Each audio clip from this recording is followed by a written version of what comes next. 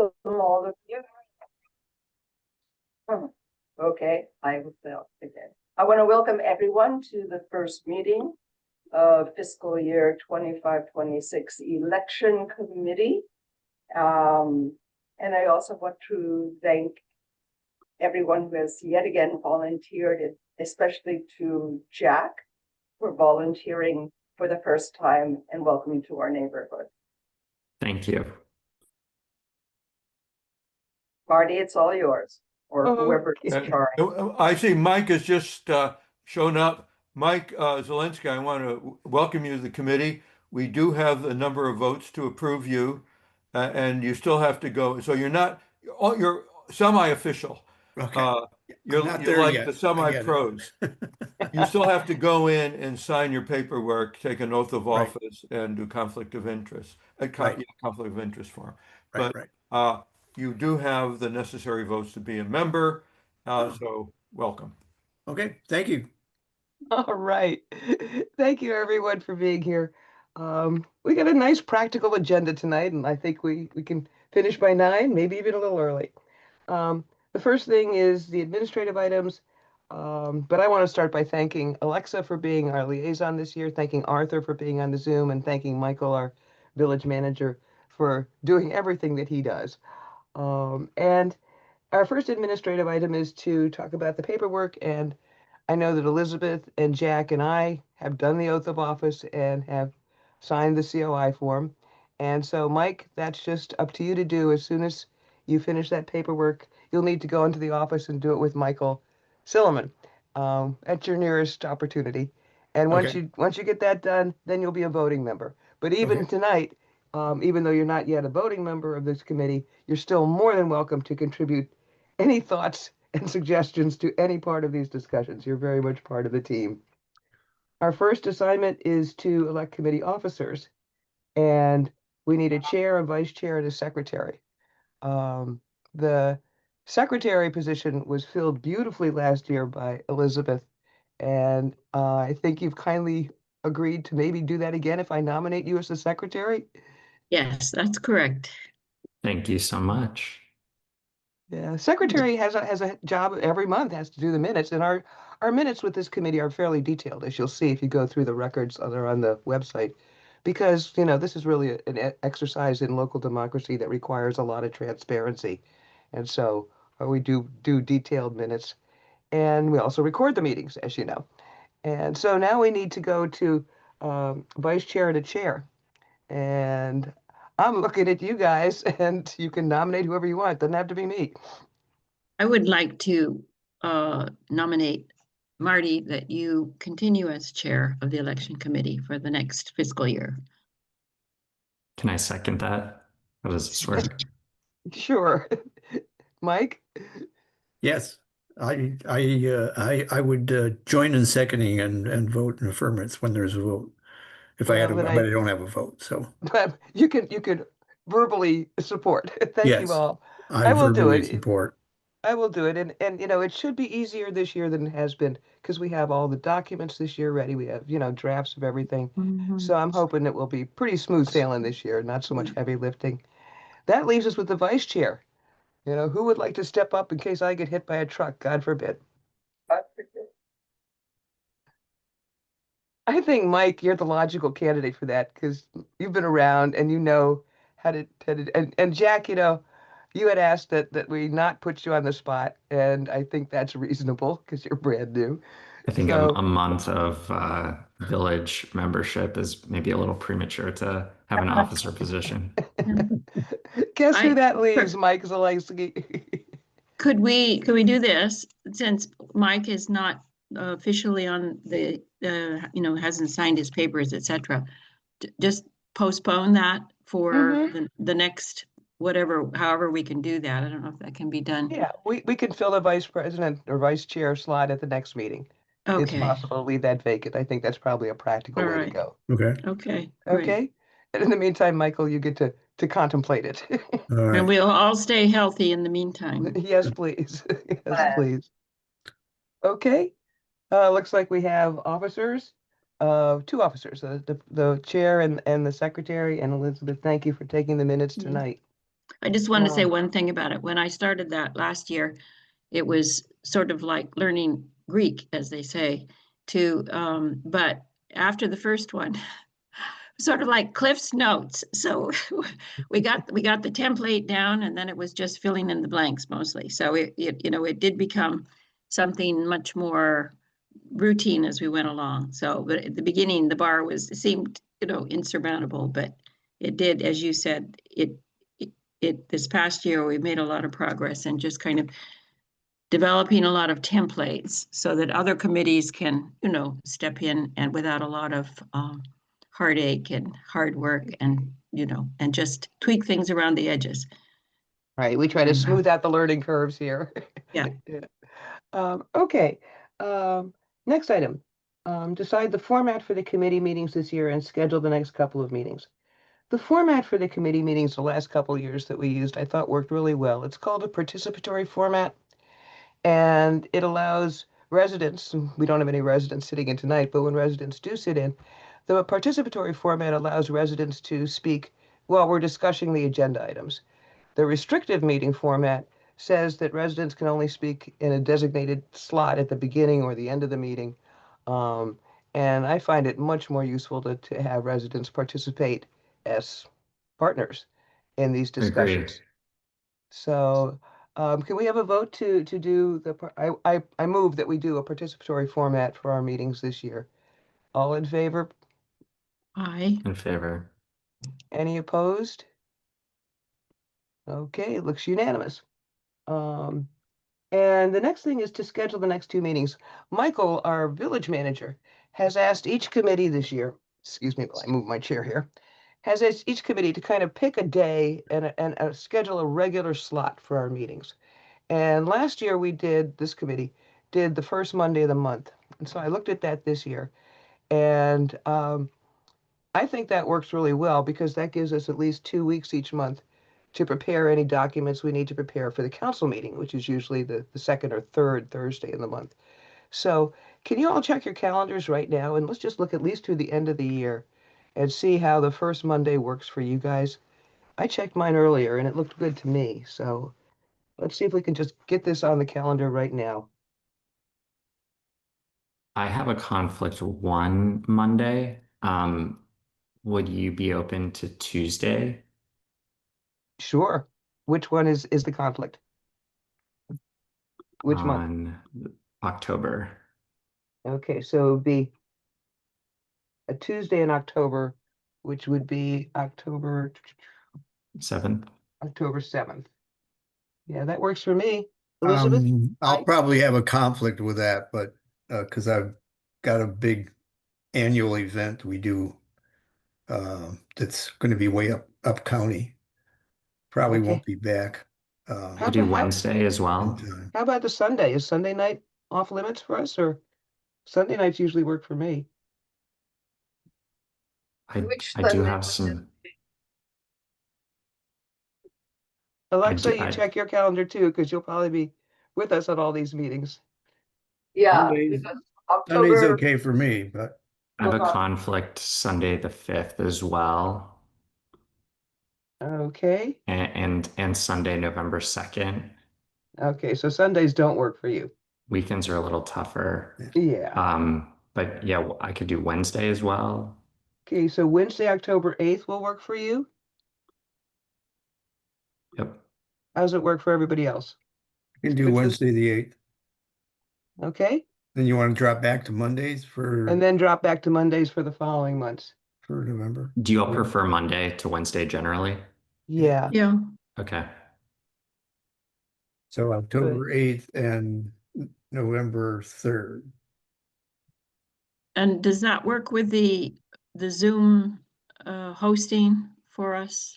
it will. Michael said that he'll make it work. Okay. I can Yeah. also host a Zoom if Okay. needed. Oh, great. Yeah, and both Alexa and I can host Zooms for the village. almost, Okay. Yeah, well, it's great to have both of you on board for that, as well as Michael. So we've got October 8th, November 3rd. Let's go ahead and do December and January. December 1st, Yep. Okay. good? Good to go? Good, And Okay. then in January, the first Monday is the 5th. Works for me. Mhm. good. Good. Everybody got it? I think All so. right. Yeah. Not going Okay. anywhere. Do we want to keep going? Sure, why not? February 2nd, Perfect. Yep. good to go? All right. Okay. March 2nd Yep. Good. and April 6th, Yep. okay? And then May 4th. Yep. May 5th is probably going to be election day. We'll get to that a little later in this meeting. But May 4th for the meeting, and then the 1st of June. Okay. Good. So those are all Mondays with the exception of Of October. October 8th. Yeah, Okay, I which have is a Wednesday. conflict Monday, June 1st. okay. How about Monday, June 8th? Yep. That works? That's okay. Good? Everybody good on June 8th? Yeah. Mm-hmm. Oh, I love Good this team. days. We are so efficient. We have just scheduled our meetings for the full year. Yay, team. Thank you. Okay. I'm And amazed, that Jack can go out that far in his calendar. I can do the next 24 hours. we're all at different stages of our life, with Yeah. different demands. And again, thank you all. Okay, so we've scheduled the next year of meetings. Um, discuss adding more committee members. We have 4, which is terrific. And again, thank you to Jack and Mike Zielinski. We could use 5, you know, it's good to have an uneven number of people. We do have an extra slot. And my question to you is that one of my neighbors suggested that she could not do this, but that we put a note as the committee on the listserv welcoming people to the opportunity to learn how to run a village election. What do you think? Should we put a note on the listserv saying, you know, there's an opening here, you know, get in touch if you'd like to join us?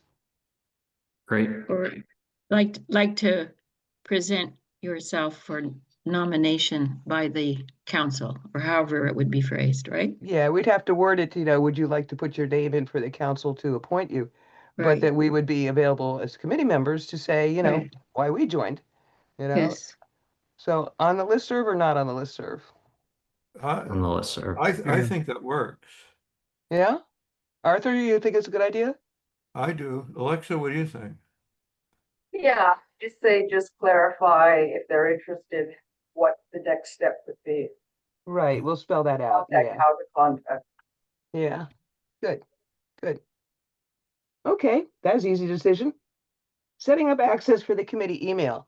As one of the statutory committees for the village, we have an official village email that we use for official committee business. Like if the citizens want to get in touch with us, we use the committee email for them to contact us. And Michael Silliman, our village manager, needs to set that up. Michael Silliman, are you still on the line or not? He's gone. He's gone. Okay. I'll follow up with him on how to do that. And make sure that you all get the email from him. So let me just put that on my to-do list. And we could also, you know, you email each other, you know, individually, of course, using our own personal emails. But for official committee business, it's the committee email from through the village Yeah. that we would use. And last of the administrative items is the Open Meetings Act training. The regs for the village require that at least one of our members have completed that Open Meetings Act training. Elizabeth and I have both done it. Jack or Mike, would you want to take it? If so, I have the link. It's an online course you can take through the University of Maryland free. Sure. And yeah, so I'll send you Yeah, that info. I advise everyone to do it. It kind of alerts you to the various aspects of what the state requires about open meetings. Not only that, you get a certificate at the end that can be framed Ooh. on your wall. Ooh la Perfect. Oh, la! I got room back here. Yeah, look at that. Hey. That's I right. know, you got a Put little it- space there. Put, And it's put it up not too there, long. Judge. No, it's not too long, No, it's How long just, it? How but it's long? very informative. Yeah. I think it's it's about 30 to 45 minutes, something like that. Yeah, I remember it being less than an hour, the class. Oh, Yeah. great. And very much worth taking, you know, very much worth taking. It was just, you know, it's pretty straightforward.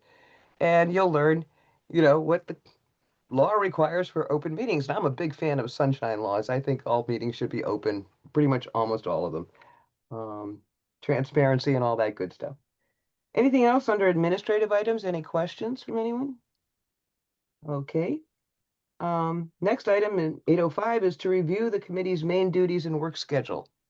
That was one of the things in the packet that you had. Yeah. Has everybody got that up on the screen in front of them? Hmm. Any questions about that? Any parts of that? It's like like I said to all of you, it's like running a railroad. You got a train station at each of these points, and yeah, get the stuff ready and you hit the station on time. But this is the one that says committee tasks, Yeah, the committee tasks. Okay. or, no, excuse me, committee work schedule, right, with tasks. Yeah, Month by month, Yeah, the tasks that are just listed out there right. in the sequence in which we do them, Mhm. roughly broken out there. And again, there's lots more information on how to do each of those pieces. This just kind of lays out the schedule ahead of us, our work tasks. Is there anything in this, in the committee task that's different than it was last? No, it's very much the same as last year. All right, then I'm more familiar. Yeah, we don't need to approve this. This is just for information. And if people have any questions about any part of this, just to make sure everybody's familiar with the work ahead of us. Right. Right. Any questions about it? Mhm. Okay. Moving on then to the action items. Review and adopt the committee guidelines. Now, this is something we do need to vote on.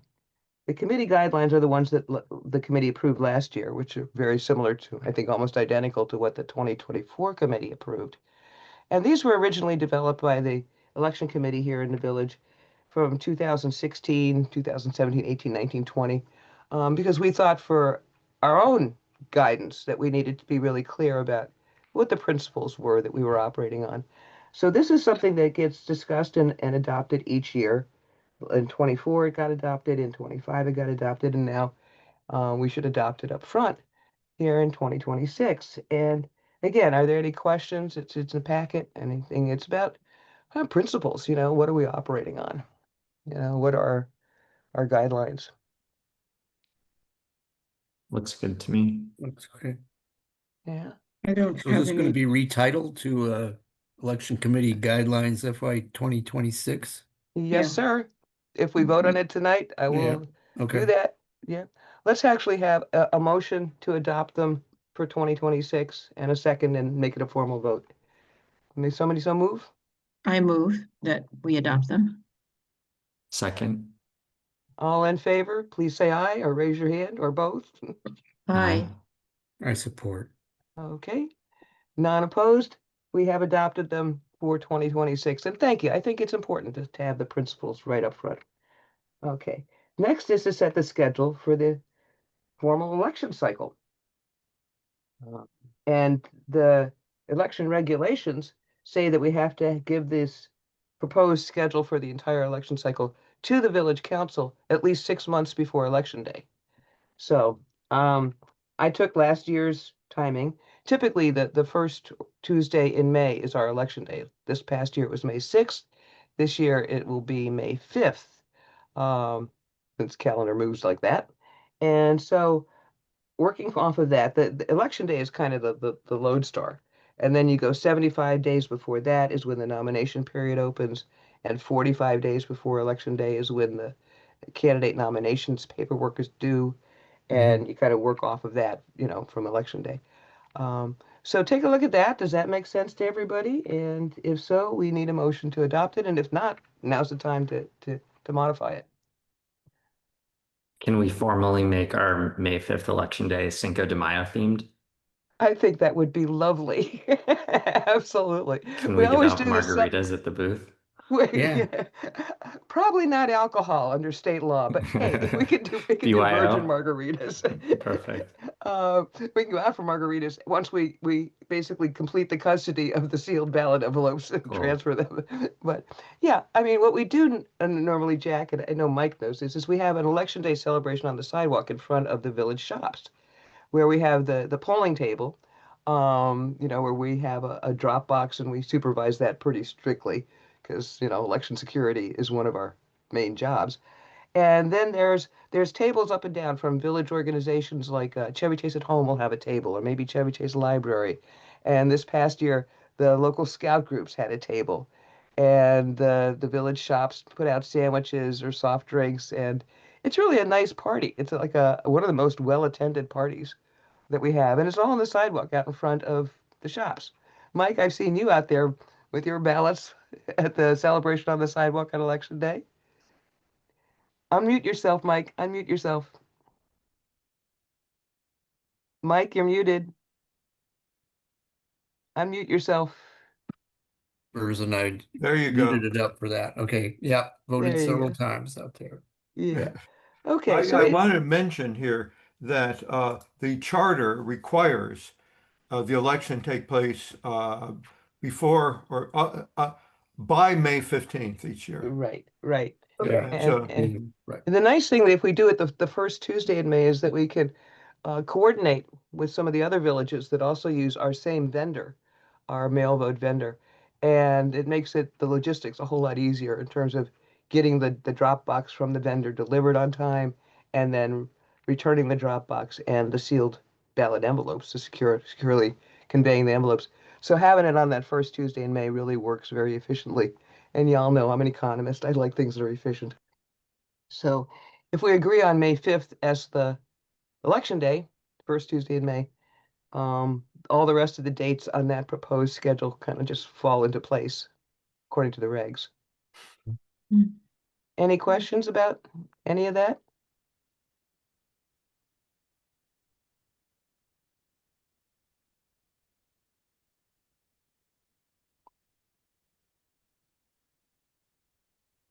If it looks good, we need a motion to adopt this as the schedule that we propose for the election cycle for 2026. I move that we adopt the draft schedule for the 2026 election cycle. Is there a second? Second. All in favor, please say aye. Aye. Aye. Okay. Thank you. That we are whipping through this agenda. We're very efficient here. Mhm. All right. The next one, number 3 here, is the discuss the regulations from last year as the basis for the upcoming election this year. And you have in the packet the June 2025 election committee report from last year's committee, which had 8 recommendations in it. And most of that, Section 2. yeah, in section 2, you have 8 recommendations. The only one that we actually need to make a decision on tonight is the one about whether to ask the council to authorize a contractor to help us with the voter roll verification, which is a very labor-intensive job. And that same That's contractor. item 7, Marty, right? Yeah, item 7. Yeah, item 7. Katie Howard, who was the council chair last year, recommended that we get an contractor to help do the voter roll verification every other year. She thought it was a good idea to have an outside contractor, not just us, although last year's committee was very thorough, I will say, about verifying the voter roll. But that it was good to have an outside contractor do it under our supervision every other year, just because accurate voter rolls really are important. When you're doing mail ballots like this, you don't want to have a whole lot of mail ballots going to people who are not eligible to vote. And you do want to make sure that everybody who's a valid voter does get one. There's 2 sides to that. On one hand, you want to have voting rights protected by making sure people get ballots if they're entitled to them. On the other hand, you want to have election security protected by making sure your voter roll doesn't have a whole lot of people on it who shouldn't be. So anyway, having a contractor, a part-time contractor, worked really well in 2024 and helped really clean up the voter roll at that point, which needed doing. And But 2020, even so, last year, you and Larry, and I wonder if you clocked the number of hours that you both put in. it was a good 40 hours between the 2 of us. Wow. And the process, I think everybody, it makes perfect sense. I mean, voting right requires due process. You don't just destroy people's voting rights without solid evidence. So there's a step-by-step where you basically check, you do the spreadsheet comparisons to see current residents versus last year's voting roll, and that gives you a list of people that you need to follow up on. And you follow up on them in many different ways. You call them, you email them, you check property sales, you can check obituaries, right? We did all of that. And House, then you send a letter. Last year we had 80 something people, even after we went through that whole process, we about 625 voters total. And after going through the whole process, Larry and I had about 80 some people that we couldn't verify. Couldn't tell whether they were still residents or not, despite our best efforts. They weren't answering phone calls, they didn't answer emails. So those people get a letter, and we have a form letter now because we've done it. It's a very polite form letter. It says, "Hi, if you're still a resident, please let us know because we don't want to take you off the list incorrectly." And some people responded to that. Fine, no problem. We got that cleared up. And after that, the second stage is that people who don't respond even to the written notification um, we vote as a committee, whether to include them on the list or not, the voter roll. And anybody that we vote to take off the voter roll at that point, because we could not confirm that they lived here anymore, they get a second postcard mailing that says, "Dear friend, dear neighbor, you've been voted." It says it more nicely than this, but it basically says, "We voted to remove your name from the voter roll because you seem not to live here anymore. You have a very simple appeal process. Please get in touch with us by date X if you think you were wrongly removed." And last year, nobody appealed it. So clearly, our decision process was pretty thorough and accurate. Um, but you don't take people off willy-nilly. I mean, voting rights, pretty sacred. So there is this process, and it would really help to have a contractor, someone systematic, obviously, to do some of those steps with us. It would really help. The other thing that we talked about last year's committee talked about having the same contractor, somebody with good analytical brain, is to help us put together what's called the operational manual. We have the voting regs, which are very detailed, very precise, but things like that, like I just explained the mechanics of how you actually do the voter, the regs Procedure. say do the verification, but the operating manual would say, well, here's how you do that. Mhm. And the same would be true, for example, the way we have to check the ballots. The ballot return envelopes have, mail vote postal tracking on them. Well, there's a procedure you have to go through to check the tracking data to make sure the post office isn't losing our ballots somewhere between here and the contractor's office, right? And the mechanics of that are not spelled out anywhere. I mean, you know how to do them, but that should be written down. So the idea is that, that this committee this year would vote tonight um, for us to draft an RFP and go to the council meeting in October with a proposal that the council authorize um, a part-time contractor to assist us with the mechanics of those two projects, just the way they authorized a contractor in 2024. So what do you guys think? Do we need a contractor? What do you think? Well, having gone through this last year, I would say absolutely, because at this point, I mean, this is all pretty cut and dried, but if you have it this is a procedures manual, right? As opposed to the Right, regulations. So right. this is, as you said, Marty, this is the how to do it with examples, and you have multiple templates also that already exist that can be there as those things can always be updated from year to year if necessary, but there's no need to reinvent the wheel and start over from scratch so that future election committees would have this lovely procedures manual all ready, and you wouldn't have to have 5 years experience on the election committee to be able to follow through with your job. So I think it would be less intimidating, number one, and it should be a big help for everyone to have a template, a model to follow in more detail. So my feeling is, I agree with the idea and support the request to the council. Jack, Mike, what do you think? Yeah, it sounds like a good idea to me. I mean, not knowing most of this stuff at all, if you get thrust into the fore here, what do you do? Well, be nice to have a manual to resort to. Yeah. Jack, your thoughts? Yeah, it makes sense to me. Okay. How are these, how is stuff like this funded? The council has set aside money in its, budget for elections. And we have an election mail vote vendor, costs about $10,000 to do an election mail vote. And that includes everything, mail preparation, all of that, postage, everything. And the part-time contractor we're talking to here would be in addition to that. It'd be a separate contractor. Um, and I think that in fact, I'm remembering the contractor we had who helped us with the voter roll verification in 2024 charged $70 an hour. And, that was, a good project. I don't remember how many hours it ended up being, but probably more than 40 because the voter roll was sort of a mess in 2023. So cleaning it up for 24 was a bigger job.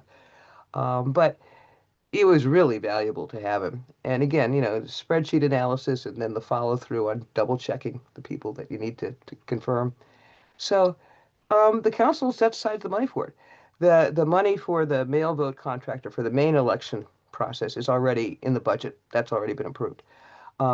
This RFP for probably, I don't know, an additional 5,000 maybe, would be something that we as a committee proposed to the council in October. And then Michael, as our village manager, would put it out there and request bids on the RFP. And then we as a committee would look at the bids and decide which one of the possibilities we'd like to hire. So Who does he reach out to for bids? he reached out. Yeah, go ahead. No, I just wanted clarification of Jack's question. What do you ask? Who do you ask? He put out the bids on something that's called the Maryland, Arthur, you may have the name of this better than me. The Maryland Municipal League has basically a place where you post bids for the sidewalk paving projects, for, anything that you're going to do. You put your bids out there, and then the bidders who do local government work know to look there. So it's sort of a central employment post, I guess you would say that's offered to municipal governments throughout the state. Arthur, did I get that right? Yeah, that's right. And there are others, like Michael happened to know the guy and could approach him directly, ask if he was interested. Yeah, it's wide open bidding. So if you have some friends who Yeah. are analytical and like to do spreadsheet analysis and want to help with this work, certainly they could put a bid in. It's not limited to people who see the bid.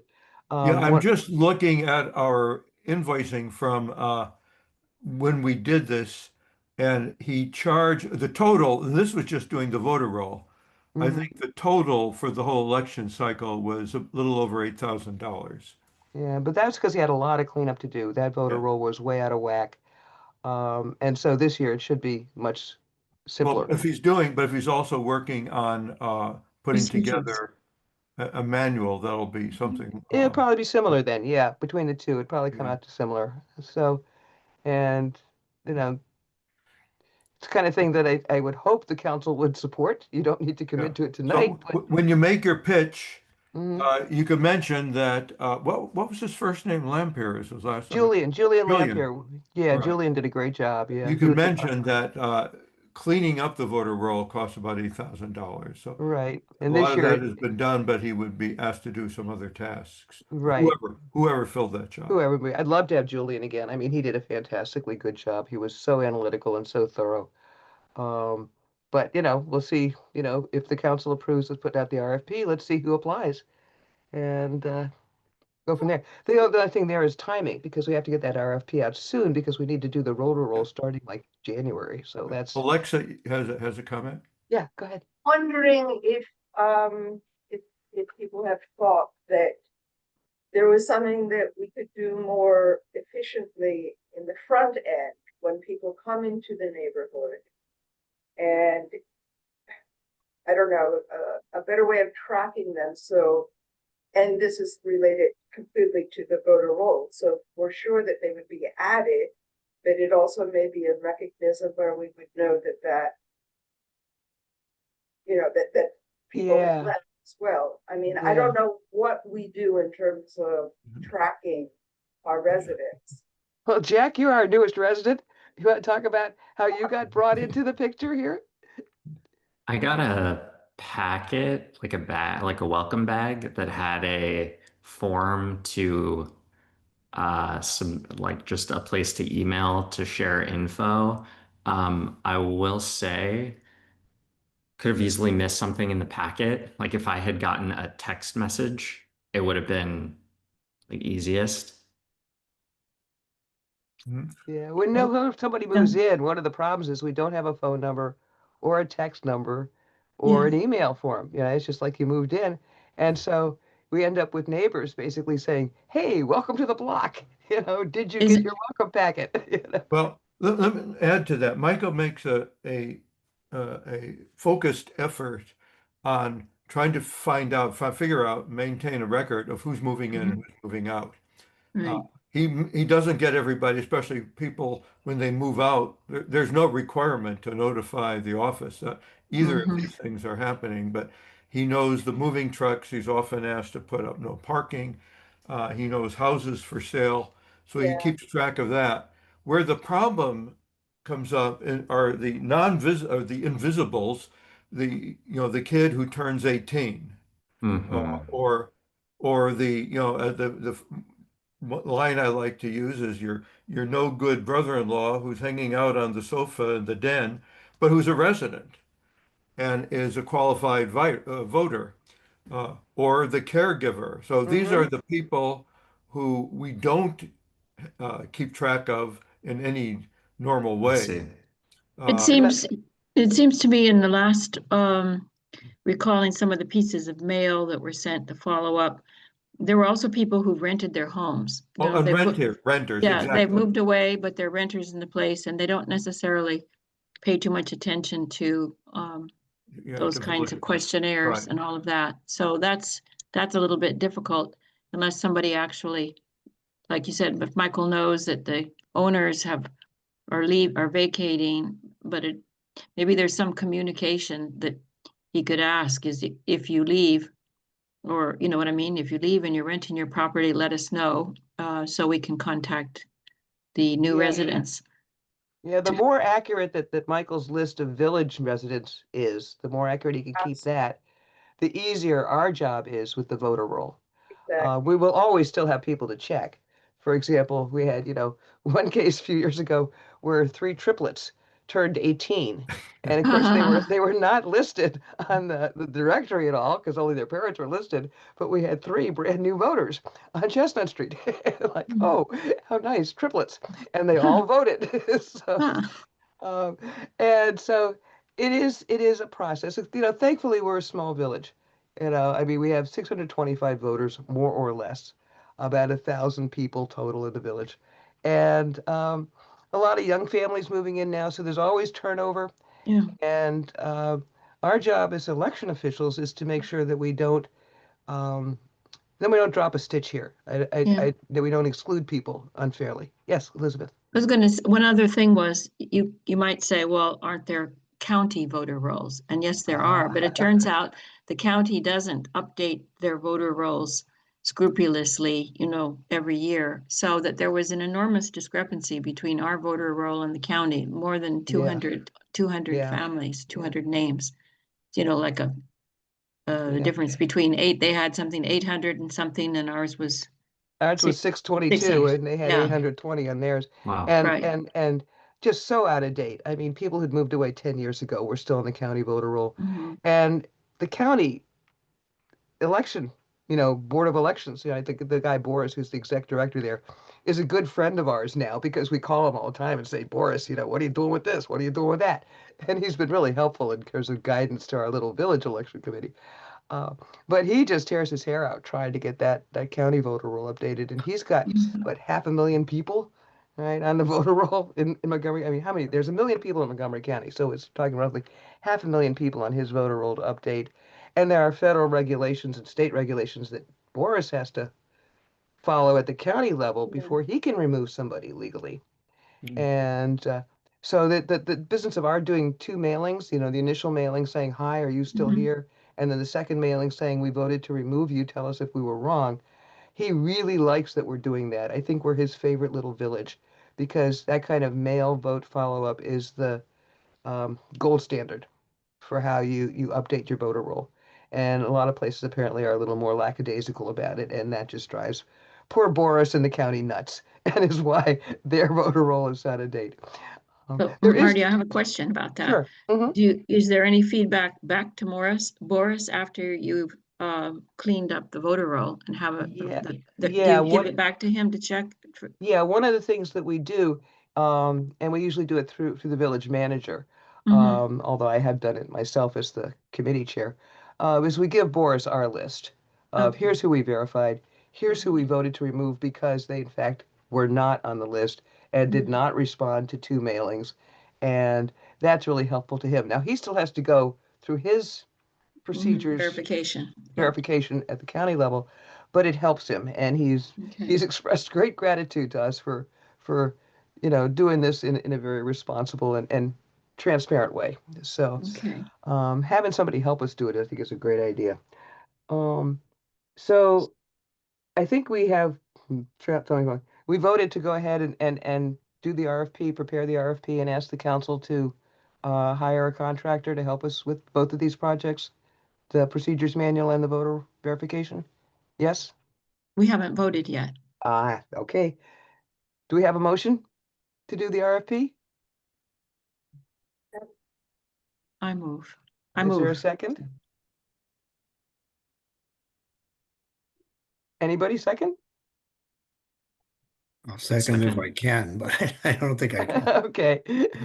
Okay, Jack seconded. All in favor of preparing the RFP, please say aye. Aye. Any opposed? Okay.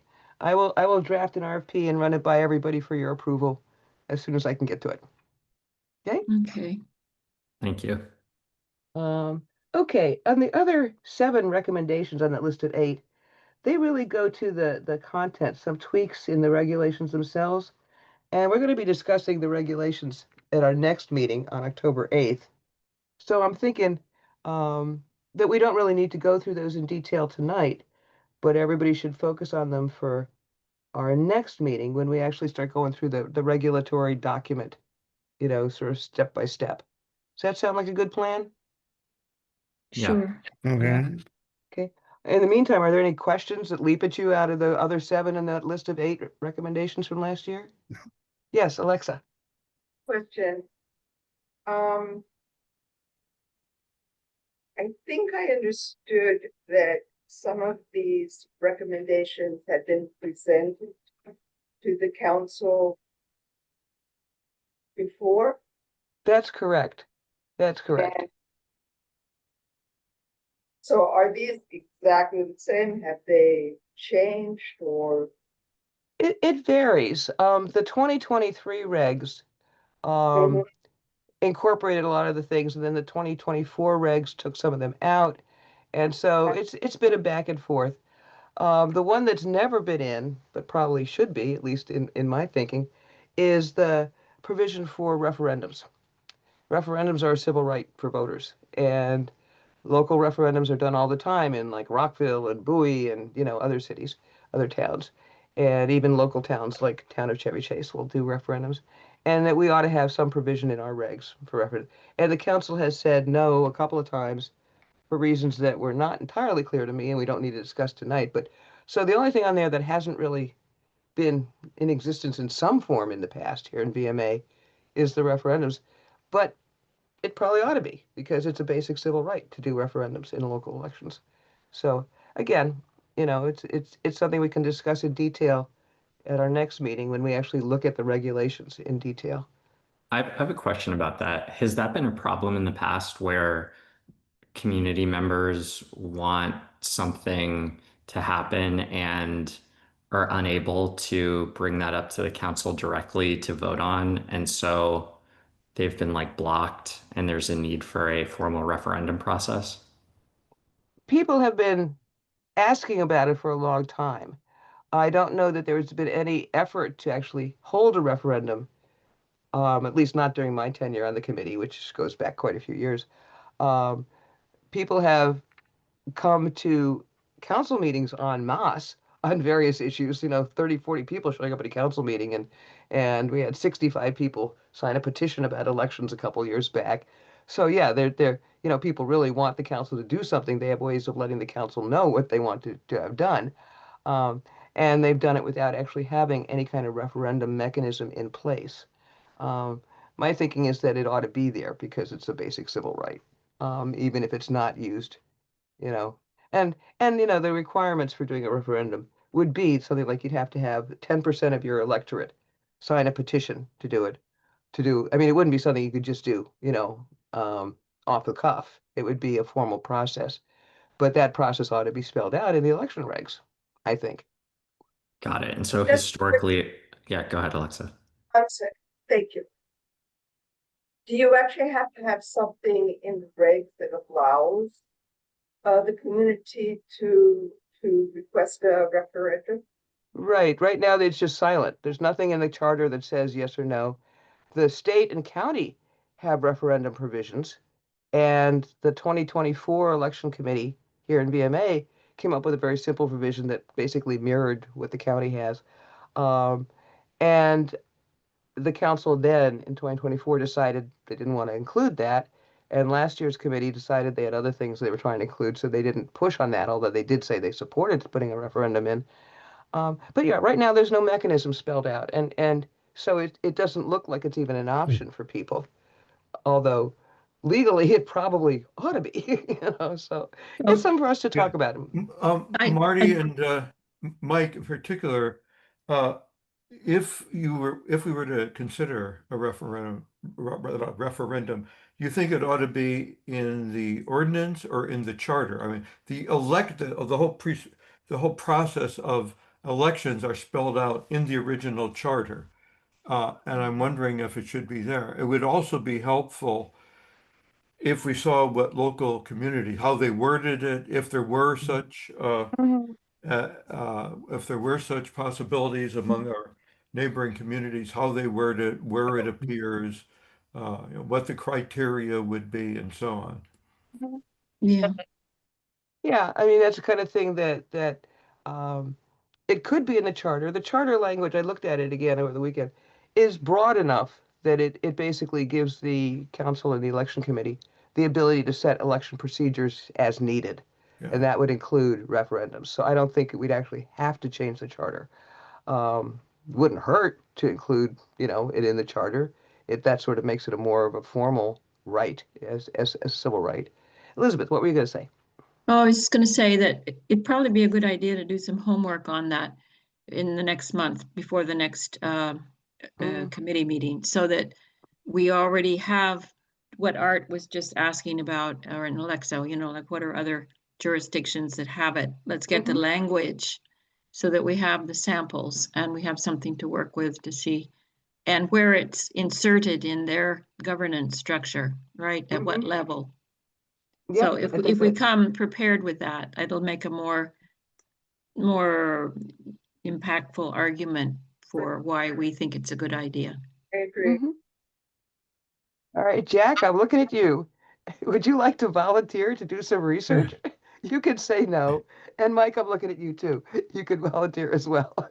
Yeah, I think this goes back to my question. Like, if there's a clear problem that we're solving, then I would feel more inclined to help solve.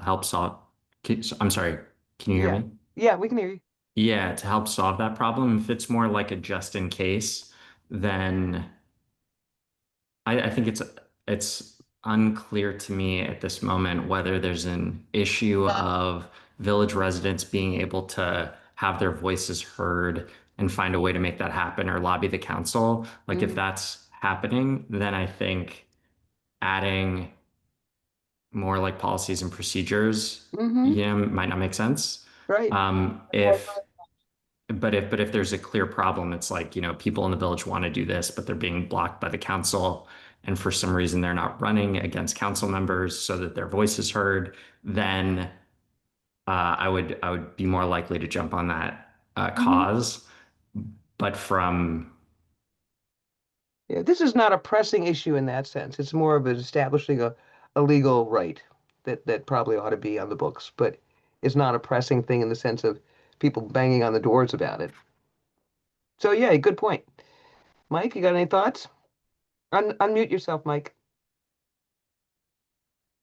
Mike, you're still muted. We can't hear you. Mike, unmute yourself. Wait a sec, Mike. There, We can't. okay. Now we can hear you. Try again. My mouse was acting up and we had a lot of background noise for a while. That's why I shut her down. So I didn't follow all of that. But the idea of taking a look at where, as Elizabeth mentioned, what do these things look like and where are they inserted in the documents and in their structure is a good idea. I Would you- wanted to add one other thing was part of, if we do agree to go ahead with a little bit of just as, let's say, as a way of informing ourselves, as much as anything, to see what's the context in which, if they have been used, Right. first of all, if they're on the books, what are they, and copied samples of it, how long they've been there, how they got initiated in the first place. And then if they have been used in any local jurisdictions, what were some of the issues, that were presented? I mean, that would help us understand whether there's, whether it might have relevance at some future time for us, and whether it would be worthwhile having that, just as you said, Marty, as a legal right, not because there's a particular cause at the moment. Michael mentioned he has a monthly or something meeting with managers of the other villages.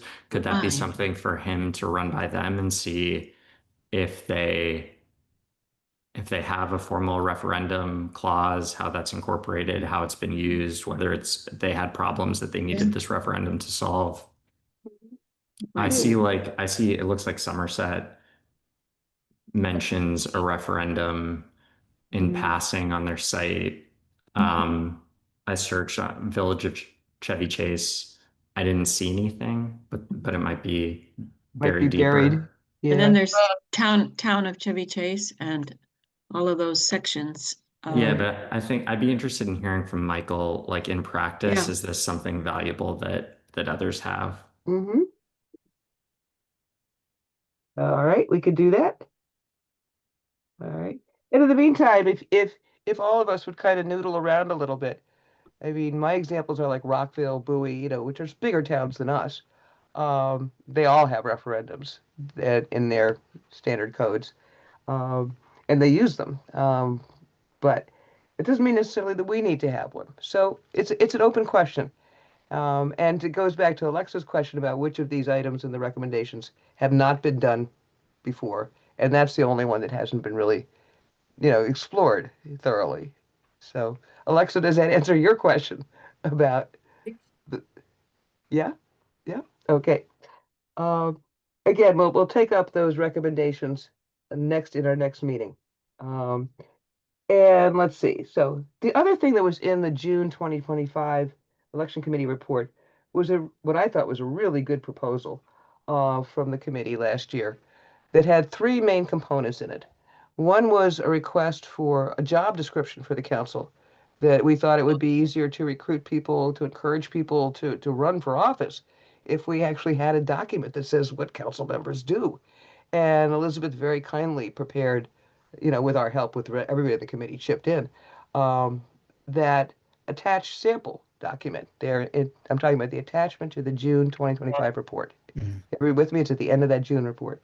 Yeah. And we got a pretty good job description there. And I think, Arthur, are you taking a look at that? And then Yeah, in fact, I have a draft of such a thing. And I've had comments from one or two people. Alexa was kind enough to take a look at it. So I wanted to put it on one page. What I'm calling it is, let me just open it up. I'll read you the opening lines. What does a village council member do? So you are considering running for the village council. Thank you for your interest. Here is what you might expect if the voters select you. Then I want to do just a single page description. And I will send it out tomorrow. In fact, I have to go back over it. It's running a little long. I want to cut it down, and we'll send it out for review. Could you send it to us for review too, Yeah, Arthur? I will. Yeah. Okay, that'd be helpful. Yeah. Okay, Thanks. thank you. Yeah. Like what Paula wrote, but it was tight, more tight, tight. Yeah. Very easy to read. Yeah, we want it to be something that's going to be useful to people who are considering being candidates that we Exactly. as a committee can distribute. Right. The second prong was a brochure that describes the village governance in general terms, maybe says what the main accomplishments were in the prior fiscal year, and has the contact information of how to reach, the council members, how to reach the staff, how to reach the various committees, So again, just an information pamphlet that would probably go in that welcome bag that you just got, Jack. The kind of thing that says, welcome, here's how your local government works, and here's how you get in touch with us, So that's the kind of thing that we think would be also useful to be able to give to potential candidates. The issue on that one is that the timing needs to be a little careful, because if you put out a brochure that says, here are 7 wonderful things the council did last year, and you do that during this year's election cycle when some of last year's council members are now incumbent candidates, it can look like campaign literature. Like whoop-de-doo, aren't the incumbent candidates wonderful? So you don't want to have that brochure being produced in January, February, March. That brochure, if we're going to do it, would be something you would do preferably in July, right at the end that our fiscal year ends in June 30th, that you would have that, brochure about the council's work last year come out like already, have already come out for this year. So it doesn't look like a campaign piece for the incumbent candidates. Would That it, makes would sense. another option be to just kind of balance what you include over the past 5 to 10 years as opposed to past Sure. 1 to 2 years? Great idea. Great idea to just make it more general. Yeah, I mean, Elizabeth? the idea behind it was like an impact report. Where does the money go? So that Mhm. people actually know what's spent in the budget in the last 9 months or 12 months or however it's calculated. Mhm. So, which is I think that's a fundamental question, and it's not that's I would think a neutral question, because that's the result of decisions and votes by the council there. And so it's just saying, this is what we worked on, like you would do an annual report, only this is a much more reduced version, much more summary, Right. Simpler, yeah. sort of maybe with like a graph or a pie chart or something, identifying where the major chunks of the investment were. Mhm. Which, if you were running for council, I would think would be a very useful bird's eye view. They can go online and get maybe Michael has I think Michael's working on different versions of an annual report. I saw one where there was sort of a video attempt to get people who had been involved to speak to different initiatives. But this was not intended to replace a full-fledged annual report. It was more just a quick look, nevertheless informative, and then how you contact Oh, people. I see. Mm-hmm. Yeah. Mhm. Yeah, something that was just like, here's the budget breakdown from last year and here's the contact info. That would not, in my mind, raise issues of looking like a campaign piece for No, for incumbents. example, the It sidewalk. wouldn't be a problem, yeah. The sidewalk renovation, an enormous decision, and that decision was taken, and the project went forward, and the major things that were going to happen in enlarging. That would be an example of something that could be picked up in there. So, or the water task force, doing a diagnostic study of the problems and identifying, options for the future, something like that, where significant sums of money were spent to, or even something that says maintaining the streets or the garbage and recycling programs or the trees, all that sort of thing. Right, you could do, the pie chart could have all of that in it, right? Well, it really does give people an idea of what makes up the community and what they're getting, services. They may not. So that was what was behind it. And I don't know, I haven't heard any feedback from anybody I don't think we as a committee have gotten any feedback on whether they thought it was a good idea, terrible idea, or if they would be picked up in any way, or, that's the thing, we're in a vacuum on this one. Well, I think Alexa's about to give us some feedback right now. So Alexa, I'm going to call on you. Thank you. Okay, that's great. Things that thinking about. Speak up a little bit louder, Alexa. Generally, I think it's a good idea.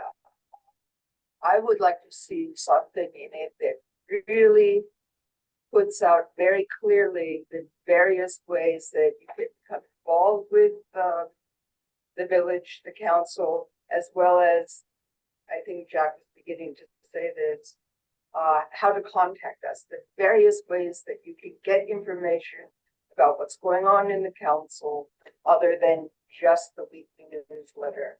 The other thing is, you may want to ask the, residents generally, what would they like to see in such a brochure? What would be necessary? What would be of interest to them? Maybe, include their opinions. And the other thing I'm thinking about is, could it be, or should it be, attached to something that's already in place? Something that, for instance, I'm thinking of the village directory. The only reason I think of that is because it's something that people are going to use anyway, instead of yet again another piece of information over here. I don't know if it could be combined, and maybe not the directory, maybe something else, maybe not at all. Oh, I like the idea of including this basic information and a budget outline, or budget pie chart or whatever in the directory. Because Michael, our village manager, has said that he wants to update the directory every year, which I thought is a great idea. And so if he's going to be updating the directory every year, and the council could help him get on a schedule where that directory gets updated at the end of the fiscal year. And so you'd have the pie chart for, 2025 would be available like now, for him to put out the new directory now. I don't know, Jack, Mike, what do you think? I think those are great ideas. Yeah, Alexa, I like the idea of embedding it where people are already reading. Like I like the weekly wrap up that Michael sends out. If you could even have a monthly or quarterly wrap up that talks about more substantive things that have happened over the quarter. I think I was initially conflating like the annual report with the what does your committee member do? What do your committee members do? And as someone new to the village, I had no idea. And right. I think, am I correctly interpreting that the what does your committee do is like primarily intended to be a like recruitment, civic engagement promoter? Right. What the council does it would help us as an election committee to send out to people to encourage them to become candidates. So it doesn't just sound like a black box, what does it mean to be a candidate for council? And, down the road, it would also, I think that, Elizabeth raised this point last year, and I thought she was right on. It would also encourage people to join the committees, because one of the ways you get in touch with your neighborhood is you join a committee, right? And, you get to know people, and it's part of the whole process of building a strong community where people can count on each other. And Mike Zelensky, you helped write our charter, for Pete's sake. You're one of our pillars of our community. No, I didn't. Well, thank you. Thank you. We're right I there. wrote the ordinances with the committee, we wrote the ordinances, but we did all that. Yeah, when you talked about the village directory certainly hasn't been updated every year in the past, and it's a good idea. And that's a good spot for a lot of things like that. If it's actually going to be done every year. If it's not, then it's not going to be. But well, it's an extra reason to encourage Michael to do it every year. And I know he wants to, because he was taken aback by, I think, how much turnover we've had from one year to the next in terms of just his village residence office list. Well, yeah, the idea here was to have also this document as something that the election committee, when we send out the invitation to run for office, that you could say, here's something about the office, right? Here's what we could include it as an here's what attachment our with the council notice. members do, and here's something that they've done in the past year, right? Here's the So budget breakdown, right? Exactly. So it's the other half of the story, and that would help somebody make a decision on whether they would be interested in running for office. That was the idea, other than simply, please run for an office. You know what I mean? It's just However, Right. we could do so much more to inform. Mhm. you put it in context with other information, like you're talking about all that. It's like, in reality, this is what we do, but this is what we've achieved. Then Yeah. it's much easier Mhm. to imagine what's going on. I'm beginning to think of it more like a handbook, like Mhm. get when you go to college or something, this is where the infirmary is, and this is where, Right, right. Your or, guide, your guide to the campus, yeah. yeah, sort of a guide to the village. Mhm. Well, there's clearly lots of good ideas here, none of which we need to actually decide tonight. But I'm really glad to have this conversation because I think it moves us forward. And Arthur, if you would get back to us, as you said, with your draft on the Right. job description piece. And then the other part of this proposal that last year's committee thought was important was to have the village meeting. Right now we have an official village meeting once a year, and it's at the May council meeting, which is usually the second week of May.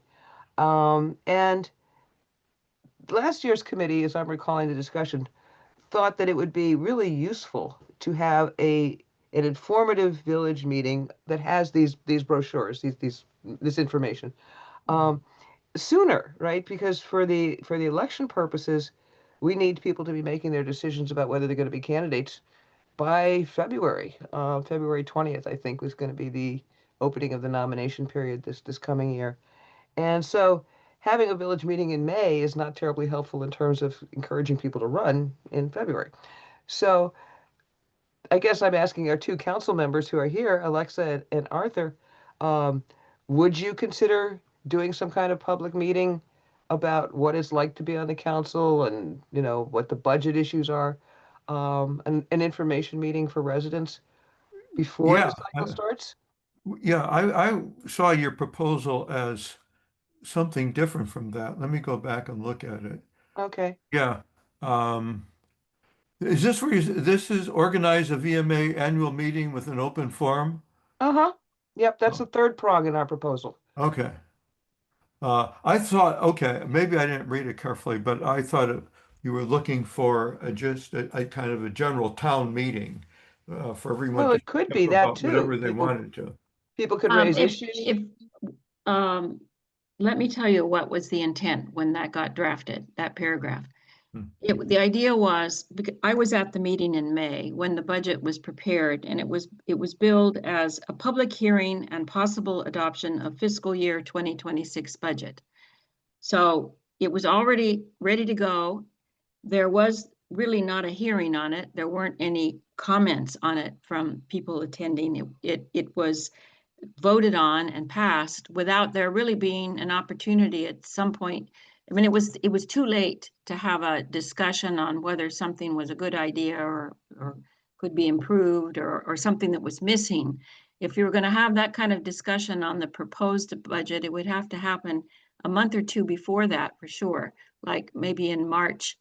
And so the idea was, could there not be a tentative budget that the council would put together, sort of an indicative budget for the new year, which could be aired with the public. They'd have it in advance. The meeting would be called, and there'd be an opportunity for them to weigh in on the issues, possibly propose something else that wasn't there or amend something slightly. And then the council would have time to consider those recommendations to make any changes before it gets to the point of being ready for a vote. So it's a timing issue. That's what I thought. And also a fairness issue, an opportunity for consultation with the public that seemed to be missing. And that was the main thing, not to use as a platform for the elections necessarily, although if it could be somehow combined in the sense that people could use it to propose, new initiatives. I mean, maybe somebody's interested in running on a new initiative and they've already been discussing that in some way. That's another thing, but that wasn't the main idea. The main idea was more transparency on the budget and an opportunity to weigh in on it before it's a done deal. And that's Okay. yeah. Let me respond to that for a minute because there may be a way to do something differently. The charter requires that a budget cannot be passed well, it has to be 60 days between introduction and passage. And so typically the budget is introduced in In March. the charter requires it to be passed by May 15th. So it's introduced in March, but before that, there is a discussion where people are invited in. It used to be held during the day, and actually a few residents have come in and sat down. It was always they've been very welcome to do that. Typically a handful of people, we used to have our accountant sitting in there. We no longer have an accountant like that. The manager, the one or two members of the council go over it line item by line item. Then we introduce it at the next meeting, which is in March. And then 60 days later, by May 15th, it is passed. So it's always been considered that there have been these many months of opportunity. And then at each intervening council meeting, it is mentioned, it's shown, the numbers are there, they're in the report. So we've thought that there have been at least 60 days worth of opportunities, formal and informal, to be involved and looked at it. So but there's always room for, greater involvement or a different way of doing it. So the way I've described is what has been specified more or less in the charter. It has to be introduced and then within 60 days later, and the final hearing is on that final day when it's passed. So Jack, Mike, let me get your take on this. We have the question before the committee is whether we reapprove and endorse the proposal from last year's committee, which had all three prongs in it. Right. And I'm wondering what your take is at this point. I'm refreshing my.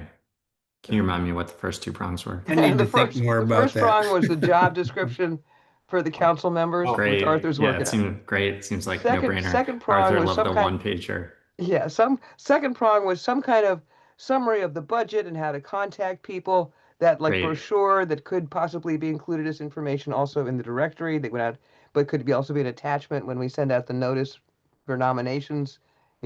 So a second prong is the sort of information brochure about budget and contact information for the village. And the third prong is doing some kind of more open village meeting process where you have your annual meeting, and it wouldn't necessarily just be budget, although I think that Elizabeth was right. That was her focus last year, that she wanted more information and more discussion about budget issues, but it could be broader. What's his name? David Salter came to a council meeting and talked about some kind of solar panel initiative. Well, it would be, you could have a village meeting where people were welcome to bring up a variety of ideas, as well as looking at the actual budget. So, but my take on that is that village meeting we'd want to have it for election purposes. We'd want to have it before the nominating period, not in May, but probably in January. Got it. I think when I look at the Martin's Editions calendar, I see that we have the Halloween party, which I hear is a big hit, and It then is. nothing until the 4th of July celebration. So, go ahead. There is a winter sort of solstice kind of celebration where we have candles in front people's front steps, and then there is usually sometime in February a community event at La Ferme Restaurant, which is our neighborhood classy Oh yeah, the restaurant. brunch. Yeah, which is always nice. Those are social events, right? There's no Got it. public meeting substantive event. Yeah, I think if a challenge is civic engagement, then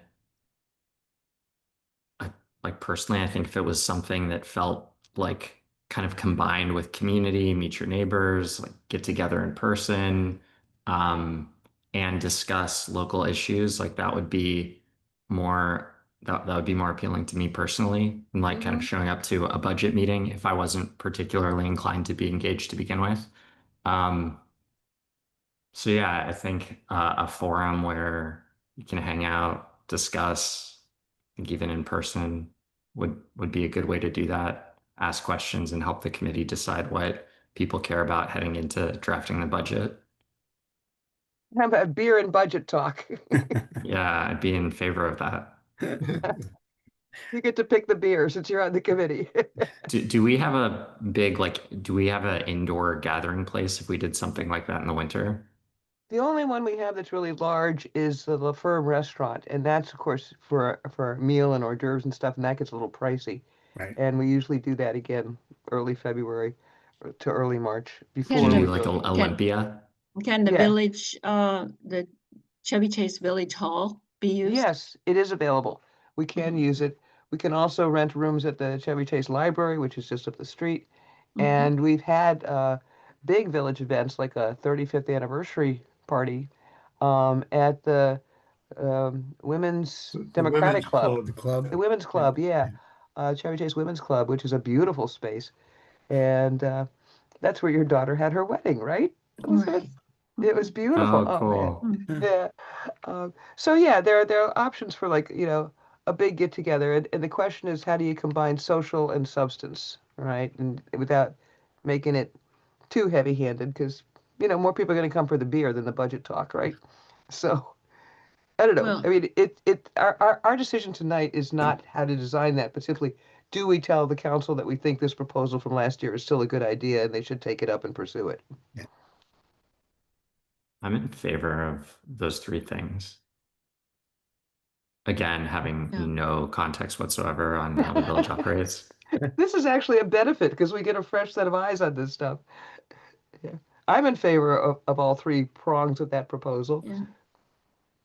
Okay, I'm not opposed to them, but I'll tell you, I've been disengaged. I was heavily engaged for many years, doing a lot of stuff and going through the budget process and all that sort of thing. And I haven't really been in the last few years, so I haven't thought about a lot of this stuff. So I'm sort of reacquainting myself with some of the ideas that are going on here and the way the council operates too. Obviously, with the budget, I wouldn't be able to, go through what Arthur said about how this is the way things happen, but I do remember going through those processes. So I will renew my perusing of this thing, and I haven't really looked this over that much. So that certainly doesn't sound like a bad idea.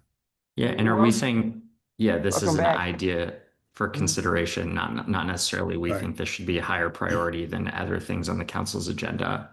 No, we're just adding this to like, this would be helpful from our perspective as an election committee. It'd be Yeah, helpful great. to have this. And we would like the council to proceed Yeah. on whatever parts of it Wait. they can. I mean, you've got a community engagement committee, but their activities seem to be primarily social. Mhm. So the idea of this is how do you engage on ideas that are substantial, that have something, some impact or potential impact on the community you live in. And it may be just a very initial, but it's kind of like a have your say with the council, the members there to be able to, they would be the ones to respond. And the idea is giving them ideas to consider, at that level, how any of those might go back into becoming policy or Yeah, let me, or projects. one quick suggestion, if you're bringing this forward, make sure you say how this is related to the election committee mandate. Right. How does this fit in with your remit? Is this, I mean, it will look like just something you're coming up with, a general idea that is unassociated with the responsibilities of this specific committee. Yeah. Well, the direct connection, of course, is that we do not want to continue to have uncontested elections. We want people to be engaged and running for office and to be serving on committees as well. And so this is about, you don't have a healthy election system in a village if you don't have civic engagement. So these three prongs are about making it easier, making it more positive for people to get engaged and making our job easier to have candidates, right? And I think some of these ideas also came out in the election forum, when the notes of that are in this same packet in section 3. So if you look back at that, a lot of those suggestions, how to build a stronger community services, we just decided this year, why don't we make a note of what the candidates say and compile them and share them back with the council. So that became one of the reasons for the development was what did people say who were running for office that would be ways to strengthen our community. Okay. So, and you do that through your elected officials. So there is a link, but you know, we can work on making sure it's specific Right. to, as Art says, and not just a good idea that we think, you know, we could stand up in a residents' comment and make a similar proposal, but you know, if there is a link with the elections. Alexa. committee. Alexa, you had your hand up. What were you going to say? Speak up. Speak up a little bit more. Thinking that we have an annual survey an annual survey. And I'm not sure when we get the results of that survey. But I'm thinking that that may be a item, you know, the actual survey, the results of the survey or the interest in the survey, what has come out of that particular survey to open up a conversation. And it could be, you know, more social, but it could also be very pointed to, this is what you have told the council through this survey. Let's open up more of a discussion about it. I like that. I like that connection because the survey again is a pretty. I want to say that, you know, engaging the community, I think, is key. Yeah. And I don't think it can be understated. Because without a healthy community, I mean, you know, you're not going to have a community without engagement. And, Right. and I think we're at a place where we're losing people, perhaps. I don't know. Well, one thing is, of course, what's going on nationally. I mean, people's attention, mine, I know, among others, is so much on what's happening nationally. But, you know, I keep coming back to what I've said to all of you. You're probably tired of hearing me saying that grassroots democracy still matters, no matter what goes on nationally. So, We have to, anyway, so that's one idea. Sorry. I'd like to see the council take this up. So let me ask for a committee vote. Do we send the proposal forward, maybe with a new cover note on it, with all three prongs? All in favor? I propose, is there a second? Second. All in favor of sending the proposal back to the council with our cover note? Yeah, so this is Yes. this is like a three-pronged proposal for increasing civic engagement. Mm-hmm. Yep. Yeah, aye. Okay. And Mike, you said you thought it was a good idea, even though you can't officially vote yet. Right. So we're good. Yeah. We're good. Sure. Okay, Arthur and Alexa, you will see this coming to you at the council, you know, from the election committee. Okay. We'll Sorry, wait for I know. mail. I know we're at time, but follow-up question, what does like committee take this up mean? Does that mean like, you know, ask for approve a volunteer to go spin up one of these things? Well, the council would decide how it would want to pursue this, whether they would want a subcommittee of the council members to develop these ideas, or whether it would assign it to Michael, the staff, to develop these ideas. The council is the official government. I mean, we are government officials as election committee members. We're election committee officers, but the council would actually decide how they would go about wanting to implement this. Got it. And so is there like here are the top 10 things that we want to do this year, and we think we have space for 3 of them, and so we're going to focus on these. Is that kind of how it plays out? Up to the council. Hopefully they'll do more than 3. Yeah. Well, we know that from what Art has told us this evening, that one of the 3 ideas is already well on its way. Mm-hmm. Bravo. Right? Yeah. Yeah. So that's good news. Mm-hmm. Okay. And the decision from us is that we are bringing the council the proposal again. Okay. Number 5 there is discuss any other election related issues. I don't think there's anything else that we have to do tonight unless somebody else has something in mind. Nope. Okay. No residents' comments, although I do love it when we have residents because they always have good comments.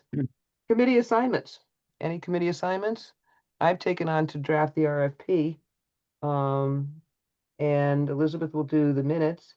And I think we've got Mike Zielinski doing a little bit of legwork or research on the referendum issue. And anybody else who'd like to go there, dig it up, see what the other village is doing, you're welcome, Jack, to just, if you want to do it, do it. If not, Yeah. Mike, Was I'm that gonna was look. that also asking village manager Michael? Yeah, yeah. I'll Okay. do that. I'll do that. And of course you're always welcome to follow up with Michael, our village manager. And Cool. I'll get back to you with the Open Meetings Training Act, training course info, so how you guys can do that. And I think that's it. Good meeting. We're almost on time. It's 11 minutes after 9, so we're doing good here. Is there anything else that we need to discuss? Any new business, as they say in parliamentary procedure? Nope. Well, welcome to the committee. So, You had a very productive first meeting. Look at all the stuff we checked off on the agenda. yeah. Had some good discussions too. And Mike Zielinski, welcome back into, the active core here. And Jack Swain, welcome to the village. And Okay. next meeting agenda item will be going over the regulations from last year and seeing which of the recommendations for changes or any others we might want to tweak them with if we need to. Yeah, if needed. Okay. Well, nice to meet you all. Okay. Okay. Nice to Jack, meet did you have a All good right. time? Was this an okay meeting? Are you Alexa. glad you signed up? 10 out of 10. Okay. And Alexa, Good. thank you again for being Really nice to our, have you. our liaison. And Mike, welcome back. And Arthur Alexander, as always, thank you so much. Okay, He's our bye. longest serving Oh, council wait. member. Well, there Wait. was, I just remembered one follow-up committee assignment. Did you mention that about the suggestion early on to put out a call for other volunteers Another to the member. On the election? listserv. On the On the- listserv. Yeah, yeah, yeah. I you will do mentioned that. I will do Okay. that. All right. I'll run that draft listserv notice by you guys before we post it. I'm not just gonna go post something, I'm gonna run it by Mhm. you. So for the committee members, when you see something that says action in caps, it's something that we need you to review and edit and approve or whatever. So I'll do you a draft on the listserv note. And do feel free to edit things. I mean, you really can. Homework assignment for you, Mike Zielinski, is to go over to the office and get your paperwork signed Yeah. so that you can vote Got that officially next down. time. Okay. Will, got will that? the Great. meetings be from 7:45 to 9? If that works for you, we made it 7:45 because of your kid's bedtime. Thank you. Yeah, that continues to work for me. My Okay. kids are gone to bed already. I think. It's time Okay, for us to everybody. go to bed. That's right. Really, Okay. as whole folks Thanks, here. everybody.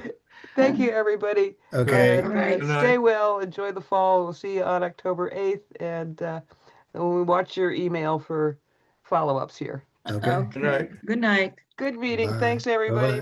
Bye-bye. Bye-bye. Bye. Arthur, Yeah, are you closing out the meeting? yeah, Not sure. I'm about to pause recording. That's good, Arthur.